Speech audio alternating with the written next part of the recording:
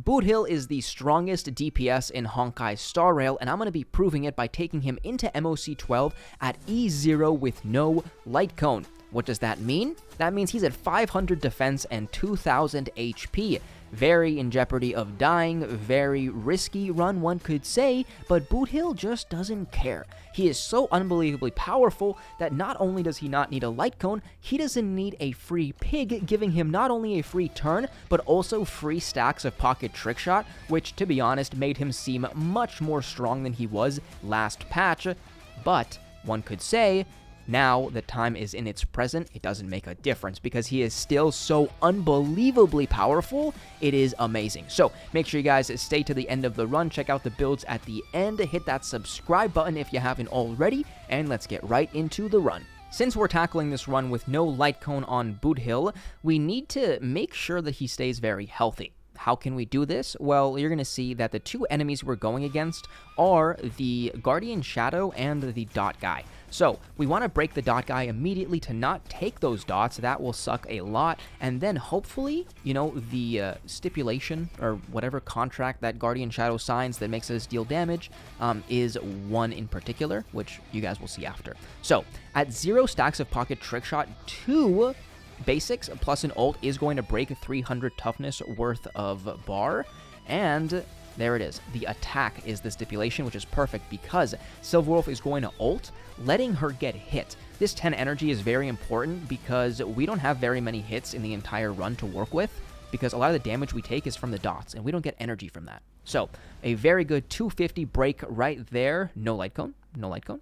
Now here we're going to go ahead and use the ult for Bronya, dance, dance, dance on Bronya, of course, letting us get our 3 actions in total with everybody, and that is going to still boost Boothilll because we used this skill. When you enter standoff, his next turn is, you know, open to being advanced, one could say. Now, the dot killed him, perfect, so we don't have to stay in standoff, we can re-trigger it, and one break should take out this enemy.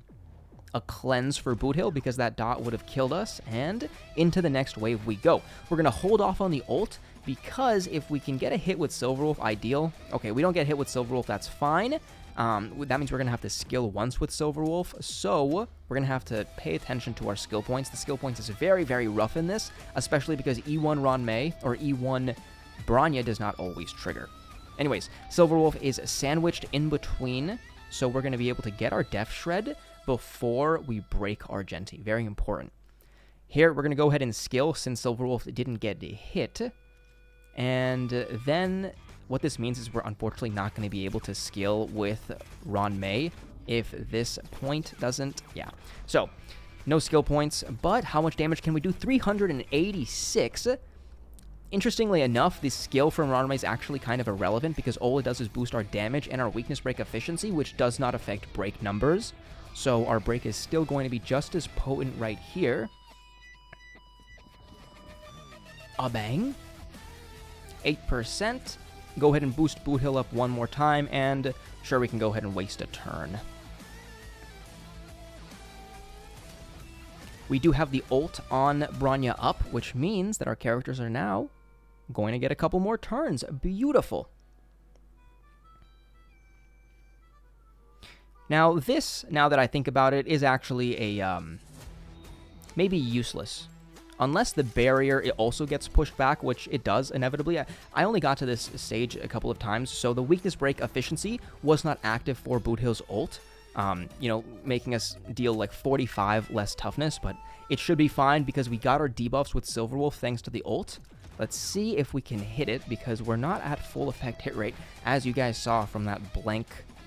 she decided to... whatever.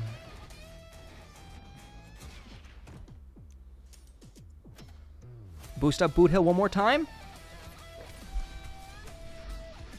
This is looking pretty good. 248% break effect. We did build him with some crit rate, so his crit stats don't do much, but it should be fine. Type 2 bug, we're at 49 plus 16. 56.7% Death Shred.